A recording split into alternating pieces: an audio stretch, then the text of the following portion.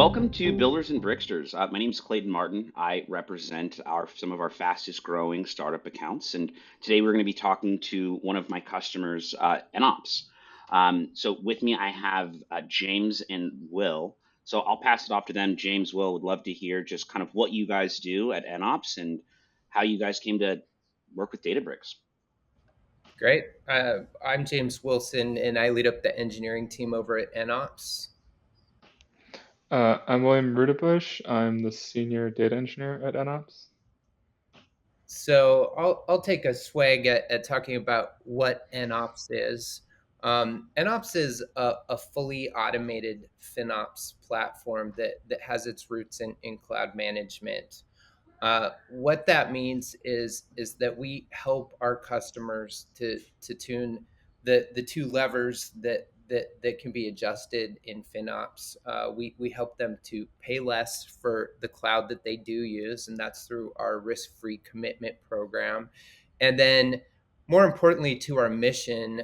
Once we have that dialed in, we help them to use less and truly become elastic in the cloud. So we have a number of fully automated optimization programs that help them to park idle resources, to reconfigure and scale the resources that they do have. The outcome is that through the automation in our platform, our customers are able to save easily 50 to 60% with very little engineering effort. And that's awesome. I mean, working with startups, I mean, one of the most common things that I hear about now is like, how do we get a handle on our cloud spend? How can we improve our total cost of ownership? So I appreciate that, and kind of would just like to understand, like, how does data and AI fit into the business, and how you guys plan for success? Sure. So, in order to drive the both insights and automation programs that we have to ingest a tremendous amount of data about our customers' environments.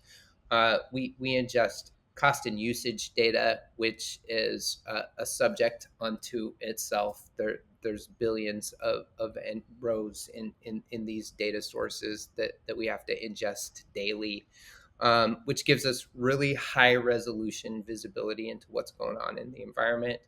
In addition to that, we have to ingest cloud event data, massive amounts of utilization data, and then metadata about every resource that lives in their cloud environment. So that sort of sets the stage for the data problem. No, I mean, it sounds like, I mean, data is like playing a huge role, like in your guys' success and like overall strategy of a company. Like, I guess I want to understand now, like when you guys first started talking to us, like what was that, 8 months ago when we first started connecting, James Will? But like, Right. what problems was it that you guys were trying to solve when we initially connected? Well, I think the problems were twofold. One of the problems was sort of the legacy data platform that we were built on top of. It was very expensive, and it wasn't going to scale. The other problem is that in order to ingest and process and deliver insights to our customers in on the time resolution that they needed to act. We were having to aggregate data into daily data ingests, and there's a lot of resolution. There's a lot of detail that's missed by doing that. Um, Cloud data or cloud billing data is delivered oftentimes in huge flat files that have an unknown number of columns, and the traditional method is to ingest and parse giant CSV files that are far too large to even load in traditional tools like Excel. So really, it's delivering the insights to our customers at the resolution and the time within the time window that they need to act. Um, that drove us to say that we wanted to invest in building a data platform that matched our identity as a company. No, and I remember when first connecting too, I remember asking about the current processes and Will giving me a lengthy explanation of the tools that he's got logins to, processes he needs to follow. So, no, happy to bring you guys on. And just kind of, I guess, like there was a lot of considerations that you guys had to take into account when choosing your data platform. So, would love to just kind of hear, like, when you guys were thinking about like landing on a new architecture, what were the biggest factors that were going to be important to you guys? Well, I think Will and I probably each have a list. We evaluated a lot of open tools in the market. And as engineering teams will do, our initial assessment was, yeah, we could actually adopt this tool set. We could operate this tool set. But in my previous experience, the operational overhead with managing Spark and new data platforms, it is a really high cost, and there's really an opportunity cost there. So one of the key decisions for us was that this is an all-in-one, fully managed platform that gives us all of the tools that we need from beginning to end for both our data warehousing and, and data lake needs. Will, anything that you'd like to add there? Yeah, no, these are all good points. It's all true. When I fell in love with Databricks, to speak frankly, is I had 4 lines of code that immediately read in a 10 gig Parquet file. No questions asked, no errors thrown. It was right there. I don't have to worry about the size of my database. I don't have to worry about it disappearing because the actual data was on our own S3. I can just give those 4 lines to the head of product, who's like an Excel guy, and he's golden. He's good to go. He doesn't have to download the daily rollups anymore. He can just change the path so it's a different client, and he can get another client in 10, in just as quickly. It solves so many problems. So when we think about like the architecture that you guys have built on Databricks and the different data sources that you guys are ingesting, curious to hear about how you guys have incorporated the Lakehouse at FinOps. Yeah, I can speak to that. So the lake house in NOps is pretty robust, but also very simple by design. Basically, it is all the curs as they come to us from different clients through AWS, and they land in this S3 bucket. And if you write the delta table in such a way, it will update in real time as those curs are coming in, and you can just see the new rows. You can use that for development if you want, just to see what's going on, especially if you're like a BI person, business intelligence person. And then, but what I do is on a schedule, I basically check for new things, make a constructed parquet from a raw parquet as it comes from AWS. I make a new constructed parquet with only the columns we need, only the rows we need on a schedule, dump that into S3 again, and then Druid on a schedule picks that up. I'm calling Druid from inside of a Databricks notebook, by the way, so there's no delay. That's essentially the architecture in a nutshell. I would just add, from a 50,000 foot view, my point of view, what Lakehouse has really enabled us to do is drive all of the presentation layers and different data engineering and analysis areas of the organization from the same source of truth.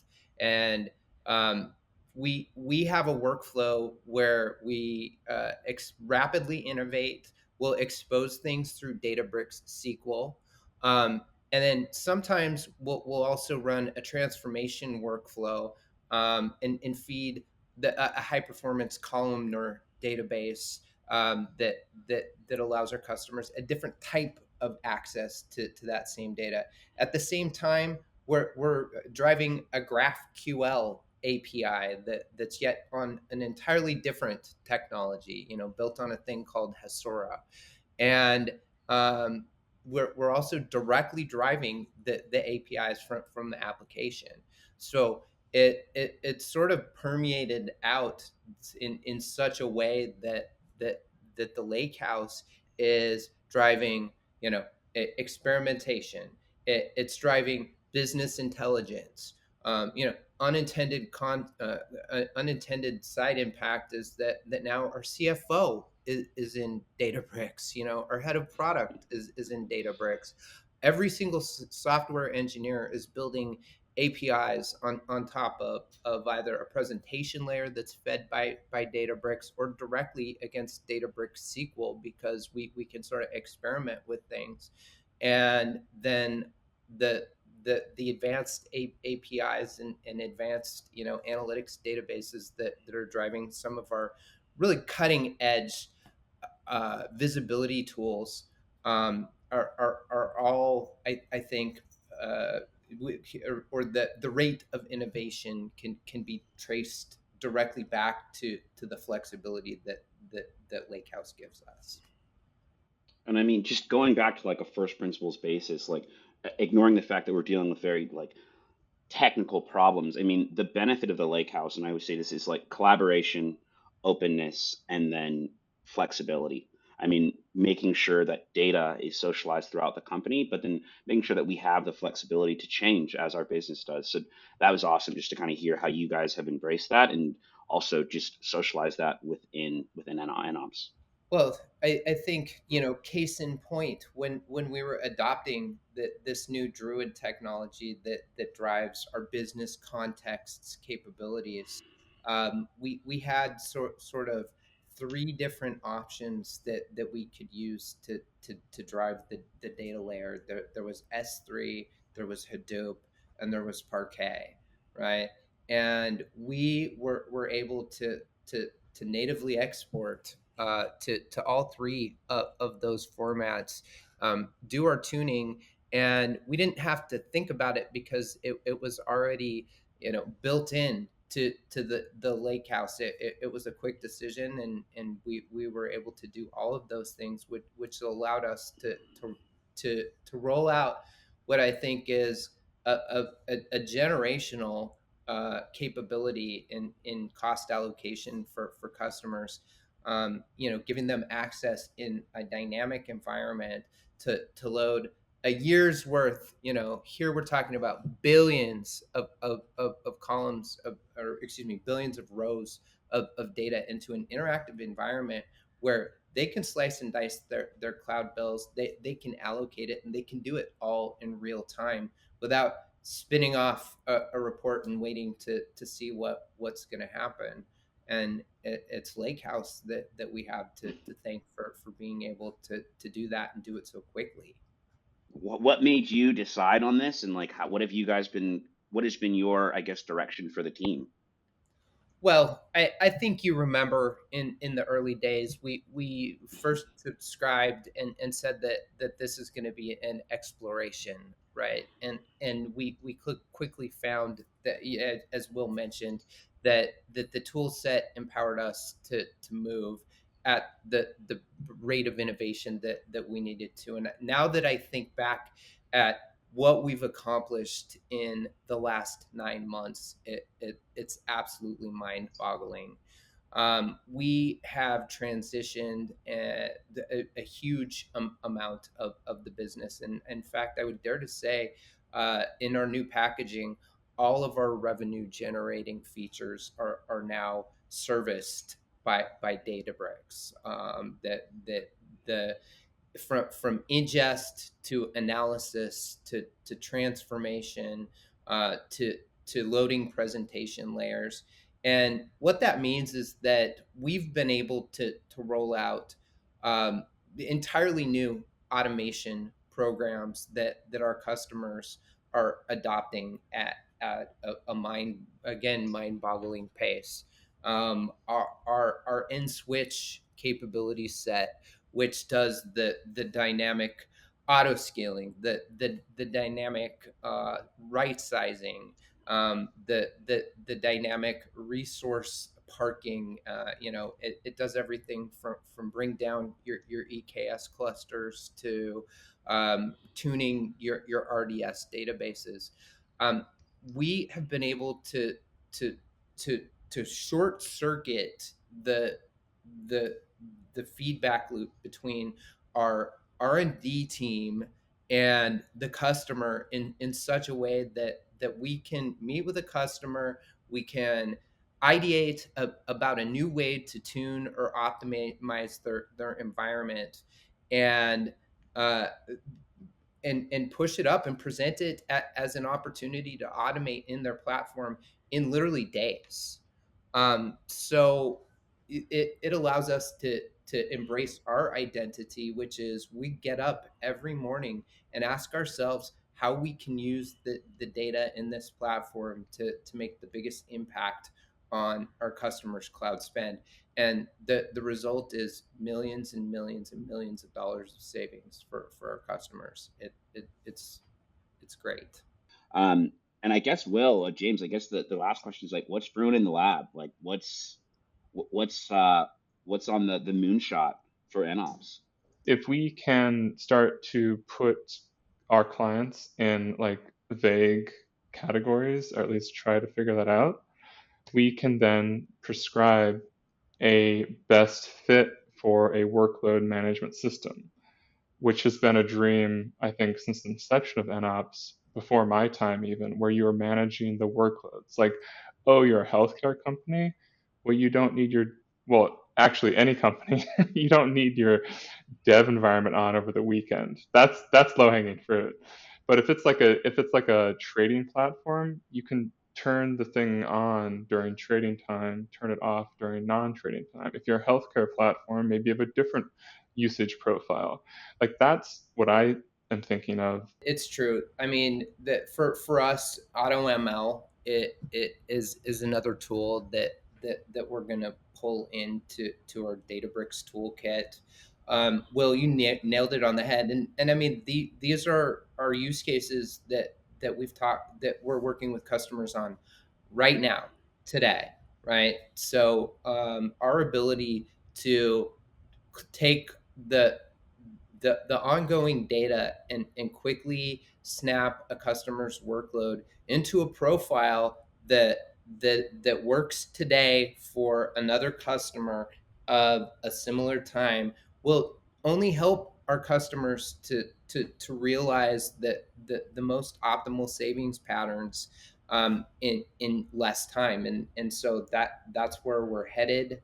In order to get there, Databricks workflows, ML flow, and auto ML are sort of the three tools that we're picking up next, to help us to tune the recommendations, to classify the recommendations, and to piece it all together in a cohesive manner, so that we can have 100% confidence that what's driving some of the most mission critical workloads on the planet today, especially with our healthcare customers and things of that sort, will give them the perfect balance of reliability and cost savings.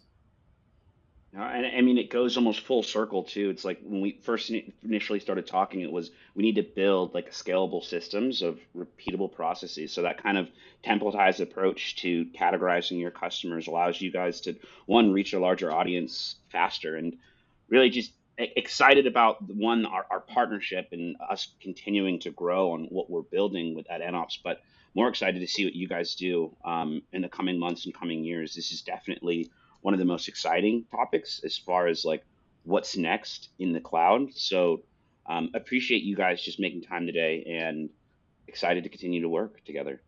Yeah, I mean, it just hats off to the Databricks team.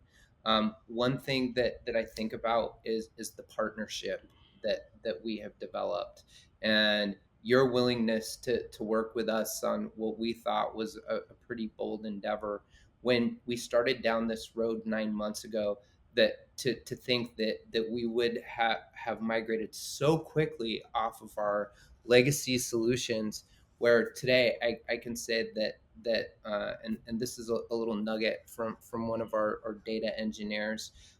We're running queries across 7 billion lines of or 7 billion entries of data that are ingested every single day across $500 million worth of cloud spend going through this platform in just 9 months. So it's uh, hats off to to working together to make that happen.